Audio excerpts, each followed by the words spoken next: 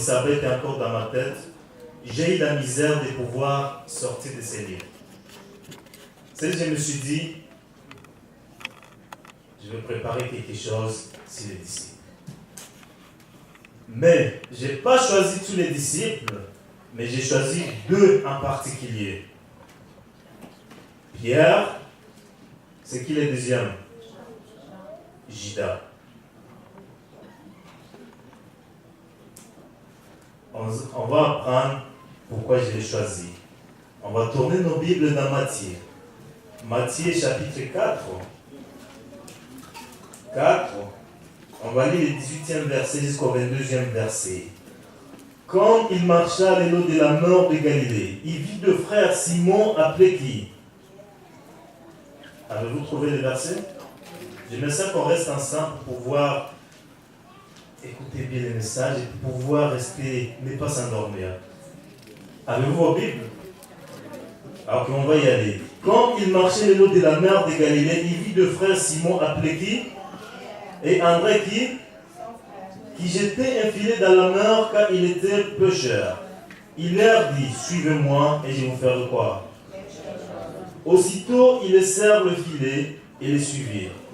De là, étant allé plus loin, il vit 2 autres frères, Jacques, fils de Zébédée, et Jean, son frère, qui étaient dans une barque avec Zébédée, leur père, et qui réparaient leur filet.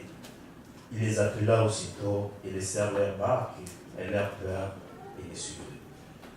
L'appel de Christ est lancé pour nous. Est-ce que tout le monde accepte cet appel?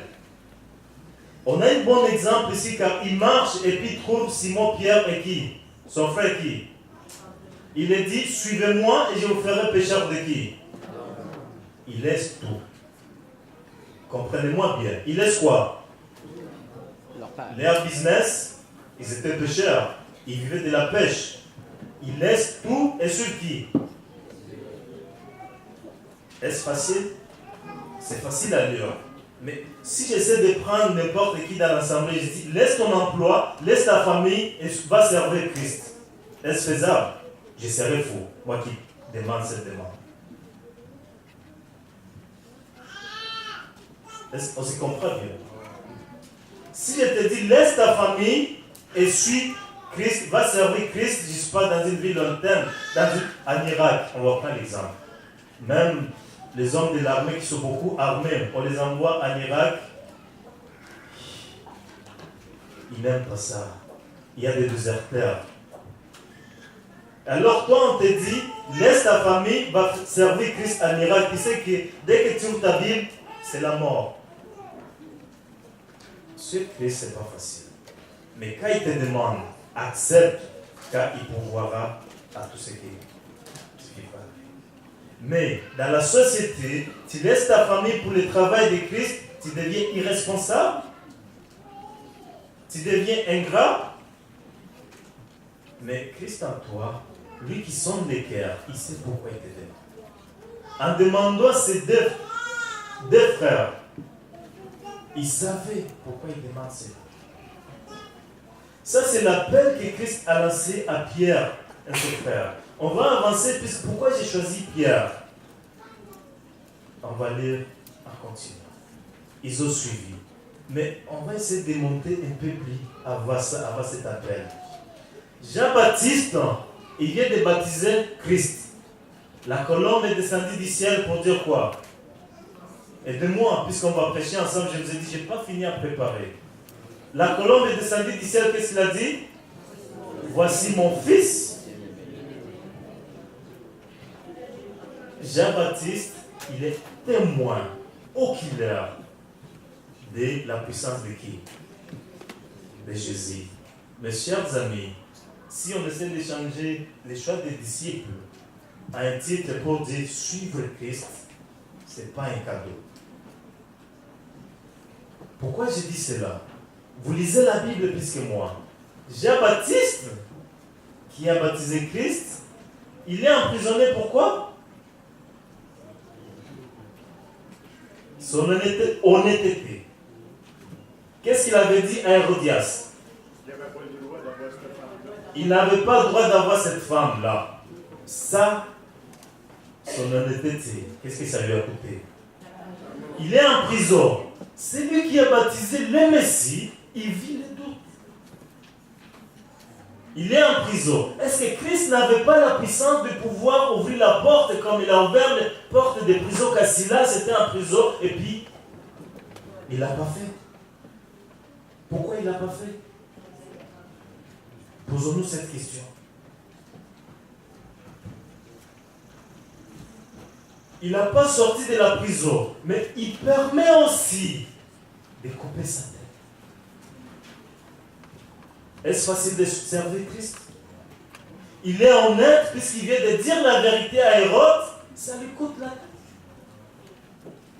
Nous, étant chrétiens, on arrive quelque part, on veut perdre notre emploi à cause des gaffes qui a été fait. On fait une enquête. On a la misère à pouvoir sortir la vérité. On cherche comment fonder un mensonge. Pour faire quoi? Pour nous sortir de la gaffe. Pourtant, on est chrétien. Je vous parle, je ne suis pas seul. J'ai dit, on fait la prédication ensemble. On va essayer de s'imaginer les situations que nous avons vécues. Il nous arrive de fois de pouvoir prendre des décisions sans pourtant consulter Dieu. Quelles sortes de difficultés on vit dans nos foyers qui nous amènent à vivre des divorces, qui nous amènent à vivre des querelles éternelles. Même dans l'église, on vit des querelles. Ce n'est pas Gatineau seulement, l'église.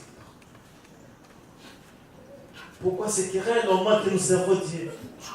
Parce que quand ça arrive le moment difficile, on oublie Christ. Jean-Baptiste est décapité. Jacques était appelé avec son frère. Qu'est-ce qui s'est passé? L'épée l'a éliminé. Alors, sommes-nous conscients de notre choix? Est-ce que nous voulons servir Christ? Il y a un ami qui m'a toujours dit que, écoute, Dieu n'est pas émotionnel. Il n'est pas sentimental du tout. Est-ce que vous me comprenez? Il n'est pas sentimental. Il a établi la vérité. Lui-même vient de nous déclarer, je suis le chemin, la vérité et la vie. Nul ne vient au Père que... Alors, quand nous arrivons des moments difficiles, est-ce qu'on se rappelle de ce verset? Ou bien on veut se créer un chemin. Détrompons-nous. Nous, étant humains, on a toujours besoin de miracles. Donc, la science nous a emportés. Tant qu'il n'y a pas de preuves, on ne veut pas suivre. Pierre que j'ai choisi, il est dans la barque. Christ lui demande, qu'est-ce que vous faites? On fait la pêche. Ils avaient passé la nuit. Ça les prend. Mais Christ me demande de faire quoi? Jeter les filets où? Chers amis, comme il était pécheur des professions, il connaissait ce qu'il faisait. C'est que déjà habiter à côté des villages, de la mer, proche des monde qui vit de la pêche se fait toujours comment? C'est pas la nuit? Maintenant il est matin, un homme te dit jette les filets. Hey, il faut avoir la foi. Est-ce que Pierre l'a fait? Qu'est-ce qu'il a dit? Par ta parole, je l'ai fait quoi? Je l'ai fait. Quand il a tiré le filet, il est jour. Qu'est-ce qui s'est passé?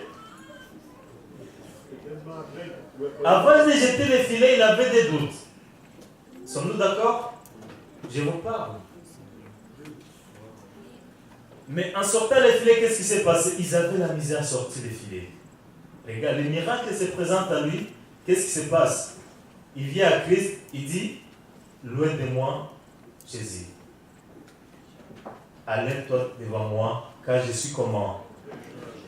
Il serait agréable, quand nous péchons, de pouvoir venir devant Christ, en fait de pouvoir nous répartir. Et puis il est prêt à nous pardonner.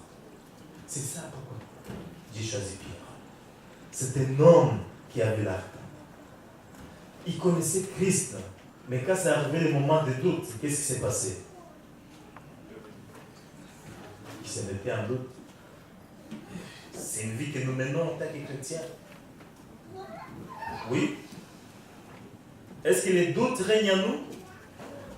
Ça ne devait pas. Vous ne voulez pas me répondre, parce que peut-être vous êtes en train de rebobiner les films que vous avez vécu même la semaine, ou bien toute votre vie, qui vous a amené à vivre les doutes.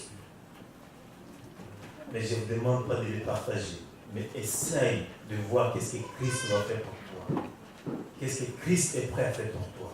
Mais reconnais ta difficulté. Il est la force pour les faire. Il est la joie pour ceux qui vivent la paix. C'était pas ça, on va se rappeler même. Qu'est-ce qu'il a fait pour la belle-mère de Pierre?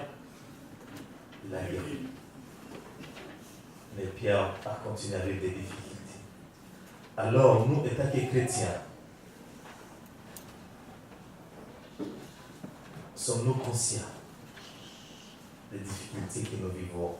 Est-ce que Christ est capable de te sortir de ces difficultés? Je ne doute pas. Tu ne doutes pas. Comment t'en sortir?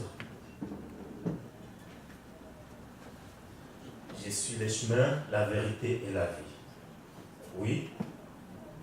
Il y a une autre chose, comme je vous ai dit, Dieu n'est pas sentimental. Et puis je suis à 100% d'accord avec vous. Vous êtes à 100% d'accord avec moi. Parce que, pourquoi je dis cela? Il avance. Laisse-moi dire d'abord ceci. Nul ne peut servir le maître à la fois. Qui veut dire, choisis. Choisis qui tu veux servir. Alors, quand tu vas choisir Christ, moi je me suis dit, Christ avait besoin de beaucoup de disciples. Oui. C'était le début de son ministère, comme la leçon de l'école du sabbat nous a appris. Mais il arrivait des fois que le monde se présentait à lui. Il dit, je vais te servir. Qu'est-ce qu'il disait? Comme vous avez des doutes, on va aller dans Luc 9. Luc 9, 57e verset, jusqu'à 62. Luc 9, 57 à 62. Pendant qu'il était en chemin, un homme lui dit, Seigneur, je te suivrai partout où tu iras. Jésus lui répondit, les renards ont des tanières et les oiseaux du ciel au déni, mais le Fils de l'homme n'a pas un lieu où il puisse reposer sa tête. Il dit à un autre, suis-moi. Il répondit, Seigneur, permets-moi d'aller faire quoi? Mais Jésus lui dit, laisse le mort enterrer leur mort, et toi, va annoncer le royaume de Dieu. Un autre dit, je te suivrai, Seigneur, mais permets-moi d'aller d'abord prendre congé de ma maison. Jésus lui répondit, quiconque met la main à la charrue et regarde en arrière n'est pas propre au royaume de Dieu. C'est quelques versets nous demandent 3 hommes. Un arrive, il dit, Seigneur, je vais te suivre. C'est quoi la réponse? Négative. Directement. Mais pourtant, Jésus avait besoin des disciples pour pouvoir élargir le message. Mais pourquoi il dit non? Aidez-moi s'il vous plaît. Pourquoi il dit non? Nous avons intérêt d'être honnêtes avec nous-mêmes dans notre cheminement chrétien. Parce que moi, je me dis, cet homme se présente, il dit, je vais te servir. Qu'est-ce qu'il dit? Non. Les oiseaux du ciel ont des nids, les renards ont des tanières, mais le Fils de l'homme n'a pas même là où poser sa tête. Chers camarades, sommes-nous conscients de cette réponse? Pourquoi j'ai choisi ces versets? Parce que moi, je me suis dit, étant que chrétien, nous sommes supposés d'être honnêtes. Mais, si on me donnait la capacité, ou bien si on te donnait la capacité de voir dans mon cœur, moi, le prédicateur du jour, tu seras déçu. C'est ce que Christ a fait. Moi, je me suis dit, cet homme devait être Judas. Pourquoi? Judas, Marie vient sur les pieds de Christ, il gaspille les parfums. Avec les crises économiques que nous vivons, tout le monde va dire Marie n'était pas comme déjà, il a gaspillé. C'est ce que Judas a fait. Qui démontre que Judas était venu à Christ à cause de l'intérêt. Je pense que Marcel l'a soulevé même dans la leçon. Si nous venons à Christ à cause de nos intérêts, non, il va nous dire la réponse qu'il a dit. Venir à Christ, c'est tout abandonner. Sommes-nous d'accord? Est-ce qu'on est prêt à tout abandonner? Mais connaissez-vous? Est-ce que moi je vous connais? Vous allez dire oui, parce qu'on se croise ici les samedis. Mais je ne vous connais pas à 100% puisque je ne connais pas ce qui est dans ton cœur. Je ne connais pas ce qui est dans mon cœur. Alors, c'est à toi, c'est moi, à moi-même, de pouvoir faire une petite évaluation, de pouvoir être honnête avec Christ. Puisque Christ ne va pas te prendre si tu ne t'abandonnes pas à 100%. Oui. Le deuxième homme, qu'est-ce qu'il dit? Laisse-moi aller faire quoi? Ensevelir mon père. Est-ce que vraiment son père était décédé? Les lecteurs de la Bible, aidez-moi s'il vous plaît. Pas nécessairement. Il fallait faire quoi? C'est sa décision qui était difficile à sortir. Son père n'était pas mort, mais il pensait peut-être à la fortune de son père. Il attendait que son père décède pour pouvoir quoi? Hériter. Oui. Le troisième, qu'est-ce qu'il dit? Laisse-moi aller dire au revoir à qui? À ma famille. Quand Christ t'appelle, regarde pas en arrière, c'est ce qu'il a. Le 70e verset de nous dire. Quand Pierre et son frère, qu'est-ce qui s'est passé? Ils ont tout abandonné. Est-ce que c'était facile? Facile à dire, mais à faire, c'est difficile. Nous vivons dans un monde où l'argent fait le bonheur. Tu as travaillé toute ta vie, maintenant Christ te demande, suis-moi, va me servir. Tu n'as pas la chance de vivre ta retraite, laisse-moi le prendre dans le contexte que nous vivons. Est-ce facile de tout abandonner? C'est pas facile. C'est pas facile. Chers amis, n'hésitons pas à l'appel de Christ. La vie que nous menons ici-bas, l'espérance de vie de l'homme ici sur terre, c'est combien d'années? Le psalmiste, lui, il est parti jusqu'à 70 ans. Il a dit, au-delà de 70, c'est quoi? C'est le plus robuste. Moi, je me suis dit, regarde. Exactement. Sans médicaments, on a même la misère est arrivée. Voilà, dans les résidences. J'avais une personne âgée qui avait ça et 5. Il est décédé il y a quelques mois. Mais c'était comme les douaniers de la ville de Gatineau. Il ne payait plus la résidence. C'est la ville qui payait.